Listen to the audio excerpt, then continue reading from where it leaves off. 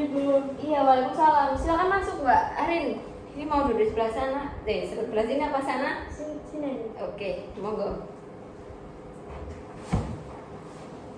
Gimana duduknya? Udah nyaman atau belum? Udah. Udah ya. Saya yang belum. Oke. Ini tadi Mbak Arin dari mana? Dari rumah sih langsung ke sini. Oh, nggak ada kegiatan yang lain kah? Nggak ada ibu tadi habis daring dan langsung ke Oh, sini. daring apa kalau boleh tahu Mbak Arin? Mata kuliah konseling keluarga sih. Oh, itu belum ujian kah? Atau gimana? Belum. Oke, berarti dari rumah tadi langsung ke sini gitu ya? Oh. Kalau boleh tahu rumahnya di mana ini Mbak Arin? Di Uringinan loh, Bu. Resik. Oh, jauh nggak kalau dari sini Mbak Arin? Ya lumayan sih, 32 kilo. Oh, jauh ya itu berapa menit biasanya Mbak Arin? Kalau macet banget ya 1 jam, kalau lancar gitu berapa ya, 50 menit sih. Oke, kalau gitu. Nah, di sini kalau saya boleh tahu nih, nah tujuannya Mbak Arin datang ke sini menemui saya ini apa? Saya mau konseling sih. Oh, mau konseling. Oke. Tapi sebelumnya udah pernah ikut konseling belum? Belum pernah. Oke. Berarti di sini saya mau menjelaskan sedikit ya. Untuk waktu konselingnya itu kita cuma punya 40 sampai 45 menit nih. Nah, terus nanti apapun keputusannya, apapun solusinya itu ada di tangannya Mbak Arin sendiri selaku konselingnya gitu ya. Iya. Oke, dan di sini saya ini konselor, nah Mbak Arin ini konselingnya gitu. Paham? Paham. Oke. Nah, kalau gitu sekarang bisa nih Mbak Arin diceritakan apa permasalahan yang sudah dialami nih. Jadi saya itu kayak apa ya, kayak berpikir berlebihan atau overthinking gitu sih, Bu. Oke, jadi kamu di sini tuh merasa overthinking gitu ya. Nah, kalau boleh tahu overthinkingnya ini sampai yang seperti apa Mbak Arin? Jadi kan saya mikirnya yang negatif gitu loh, Bu. Jadi saya tuh sampai kayak ganggu tidur saya gitu, terus juga ganggu apa akademik saya gitu, kayak kuliah saya gitu sih, Bu. Oke, jadi di sini overthinkingnya itu sampai mempengaruhi jam tidur kamu, terus kayak sama akademik kamu gitu ya, perkuliahannya gitu ya. Nah, bisa kamu ceritakan lebih lanjut nih, nah pikiran-pikiran seperti apa sih yang biasanya itu muncul waktu kamu overthinking ini? Jadi saya tuh kayak misal mikir yang enggak itu waktu nilai IP saya turun gitu, IPK saya turun, terus saya tuh kayak ngerasa saya tuh nggak sepintar teman-teman gitu. Itu sih. Oke, baik. Jadi di sini kamu itu pikiran overthinkingnya itu kamu berpikir kalau kamu itu karena nilai turun, terus kamu akhirnya berpikir kalau kamu nggak sepintar teman-teman kamu yang lain gitu ya. Oke, selain nilai di akademik gitu, di perkuliahan, ada situasi lain nggak yang bikin kamu akhirnya overthinking? Ada, jadi kayak waktu teman saya nggak balas pesan saya gitu atau chat saya gitu, saya tuh ngerasa kayak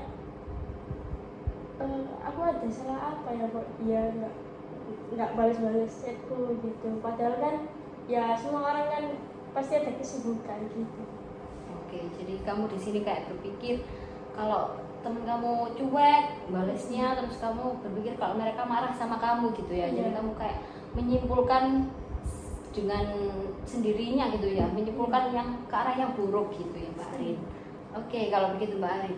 Nah, karena tadi kan berpikiran buruk karena suka menyimpulkan dengan sendirinya gitu ya. Nah, menurut Mbak Arin ini udah dari kapan ini munculnya overthinkingnya ini? Ya kayak hampir setiap hari sih, buka paling parah itu biasanya pas malam. Pas malam tuh biasanya pas jam berapa gitu Mbak Arin? Kalau boleh tahu. Pas jam-jam mau tidur sih. Oh, terus akhirnya mengganggu jam tidur ya, gitu ya. Karena saya tuh sampai jam 2 atau jam 3 itu baru bisa tidur gitu. Oh, oke. Nah, di sini berarti cukup mengganggu banget ya, soalnya Mbak Arin sampai nggak bisa tidur gitu ya, sampai insomnia gitu ya. Iya. Oke. Nah, ini udah dari kapan sih Mbak Arin? Kayak udah berapa lama sih kamu mengalami overthinking ini? Sekitar 4 bulanan sih. Udah lama ya berarti. Oke. Kayak soalnya kan itu habis apa ya, IPK saya turun gitu, jadi masih kepikiran sampai sekarang. Oke, di sini kan kamu tadi berpikir kamu itu nggak sepintar teman-teman kamu nih. Nah, terus sebenarnya apa sih yang paling kamu takutkan nih? Kalau kamu nggak berhasil atau kamu gagal dalam melakukan sesuatu? Ya, kayak takut dipandang jadi nggak berguna gitu loh. Jadi kayak orang bodoh banget gitu. Oke, makasih ya Mbak Arin udah membagikan perasaannya Mbak Arin ke saya. Nah, ini saya sedikit nggak sedikit sih, saya tanya banyak-banyak ya. Soalnya saya pengen tahu nih soal Mbak Arin. Nah, kalau lagi ada pikiran-pikiran negatif tadi datang gitu, terus biasanya apa sih yang Mbak Arin lakukan buat menghadapi pikiran buruknya itu? Ya kadang cuma aja sih, kadang main sosmed gitu. Tapi pas main sosmed tuh kayak malah lihat teman-teman yang apa ya, yang lebih pintar atau lebih sukses dari saya gitu sih. Jadinya ya malah tambah tinggi. Karena kamu kayak takut nggak bisa sampai Iya. ada di posisinya mereka gitu ya Mbak Arin. Oke, jadi cara yang kamu gunakan selama ini itu malah memperparah overthinking yang kamu selama ini alami gitu ya Mbak Arin. Oke. Nah, saya mau tahu nih latar belakang kamu dikit aja. Yang ada gitu ya. Tadi saya sudah tanya soalnya. Nah, kalau hubungan kamu sama keluarga nih Mbak Arin gimana? Sama orang tua mungkin? Mereka sih baik ya, kayak tapi mereka tuh kayak agak nuntut saya sama nilai saya gitu loh. Jadi kalau saya gagal itu takut kayak dibilang nggak berguna atau gimana gitu. Oke. Nah, ini kamu dituntut dari kecil atau baru kuliah ini atau dari kapan Mbak Arin?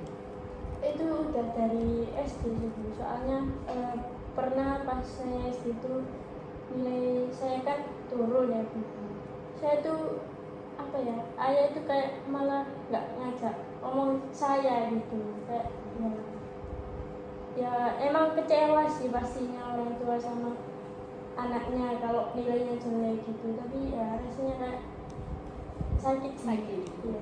Oke. Nah, ini kalau betul nggak diajak omong sampai berapa hari Mbak Arin?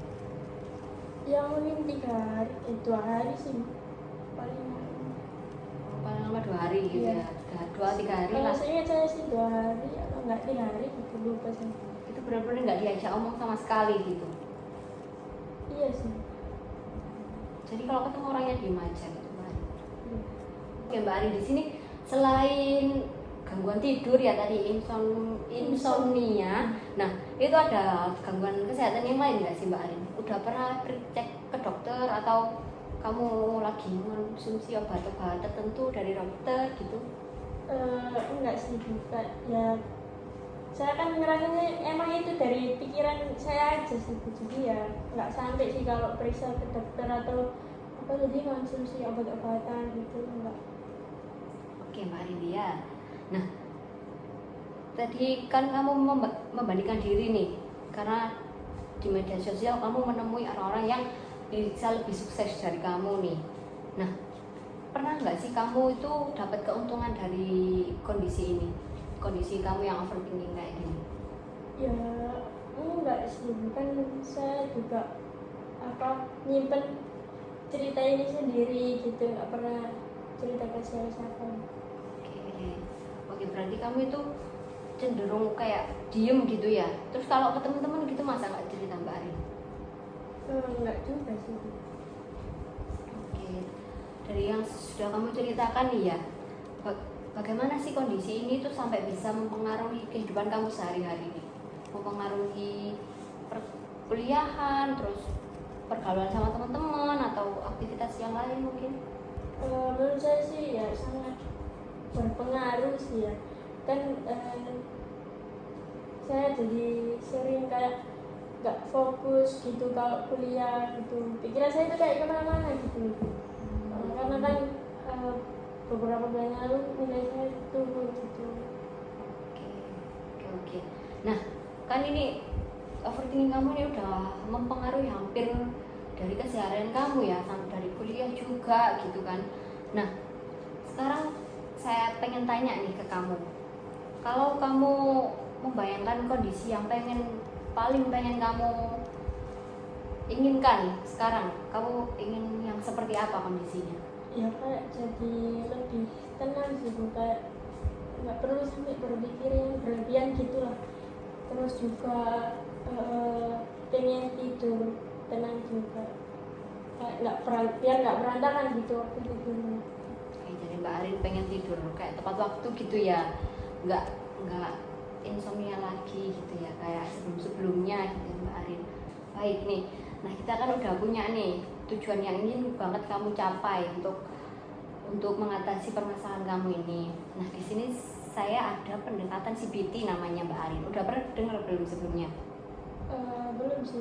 Nah di dalam CBT ini itu ada konsep bahwa apa yang kita pikirkan itu akan mempengaruhi bagaimana kita berperilaku, bagaimana emosi kita juga gitu. Gimana Mbak Arin?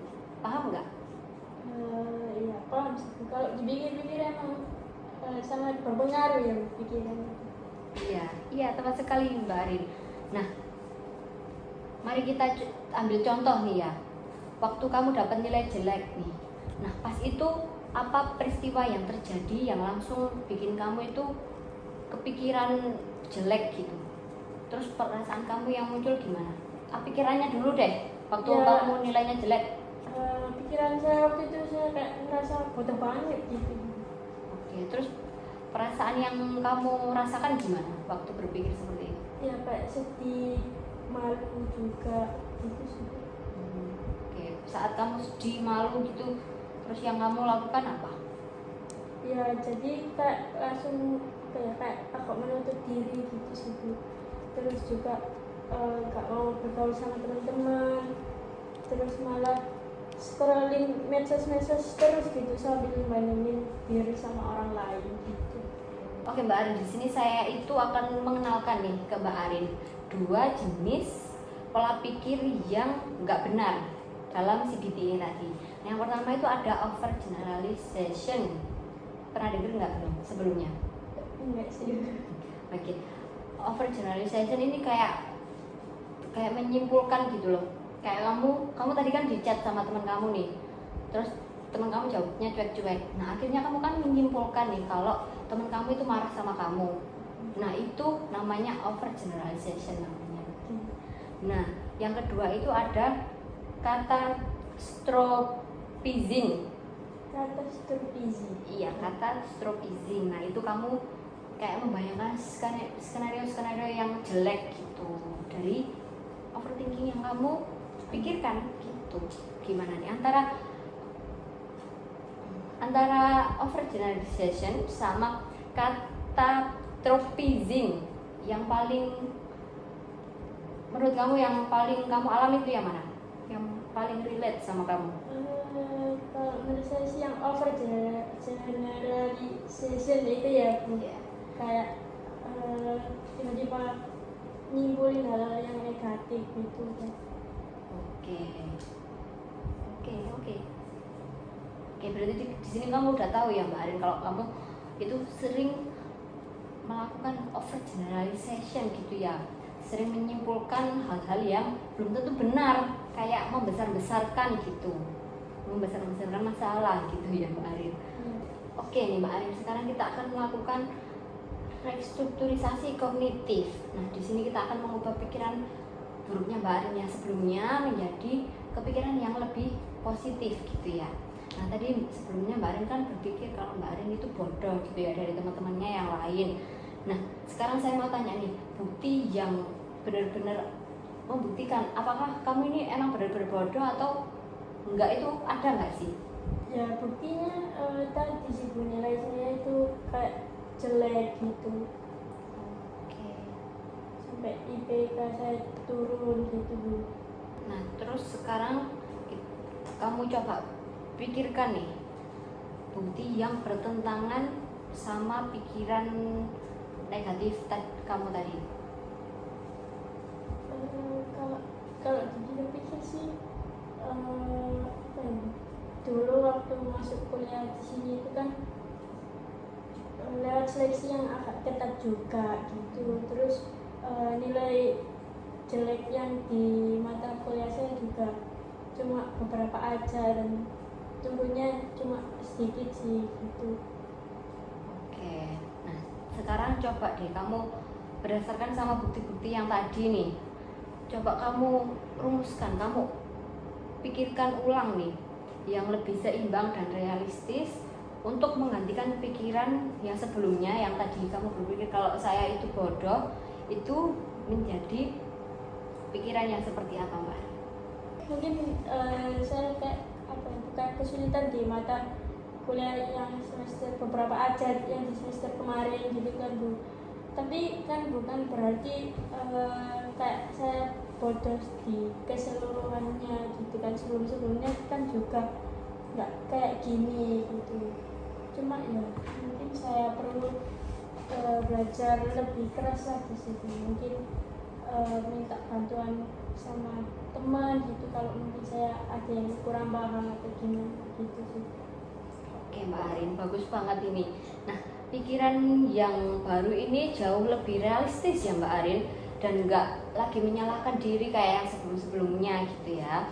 Nah, itulah yang kita sebut pikiran yang adaptif Mbak Arin.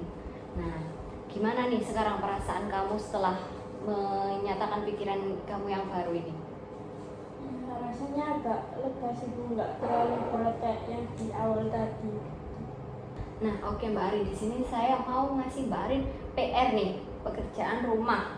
Nah, PR-nya ini berupa thought record. Nah, di sini kalau misalnya nanti Mbak Arin di rumah nanti kepikiran yang jelek-jelek lagi, kayak berpikiran buruk lagi, nah itu Mbak Arin bisa tuliskan gitu di buku catatan. Nah, terus Mbak Arin cari nih bukti yang mendukung dan bukti yang nggak mendukung dari pikiran negatif yang Mbak Arin alami gitu ya, apakah paham?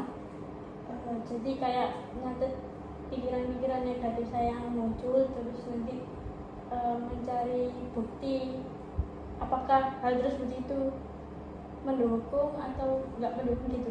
Iya Mbak Arin. Nah, terus di sesi berikutnya, di pertemuan kita selanjutnya, kita bakal mengevaluasi nih hasil dari PR-nya Mbak Arin tadi, apakah masih sering berpikiran negatif, terus apakah Mbak Arin juga berhasil mencari bukti yang enggak mendukung dengan baik pikiran negatif yang Mbak Arin rasakan, yang Mbak Arin pikirkan gitu.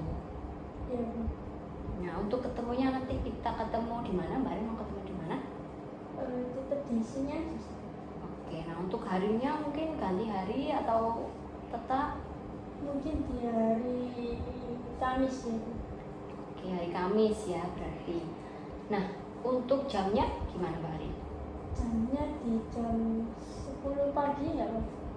Oke, boleh. Nah, untuk kalau gitu kita bakal ketemu lagi ya Mbak Arin di minggu depan untuk melihat nih total recordnya Mbak Arin ini udah bagaimana hasilnya gitu ya Mbak Arin. Apakah Mbak Arin masih sering merasakan overthinking kalau di rumah lagi sendirian gitu ya Mbak Arin? Iya Bu. Oke. Nah, selama sesi konseling kita hari ini gimana perasaannya Mbak Arin? Alhamdulillah agak mendingan sih Bu, dari yang awal tadi agak lega. Oke, kalau gitu karena Mbak Arin sudah merasa lega, saya juga terima kasih ya karena Mbak Arin udah mau datang ke sini, udah mau berbagi cerita juga ke saya gitu ya. Kalau gitu sesi konseling kita hari ini saya akhiri sampai di sini dulu ya Mbak Arin. Sampai ketemu di minggu depan di hari Kamis ya, jam 10 ya Mbak Arin. Makasih udah bantu saya hari ini. Iya, sama-sama Mbak Arin. Izin pamit dulu ya. Iya.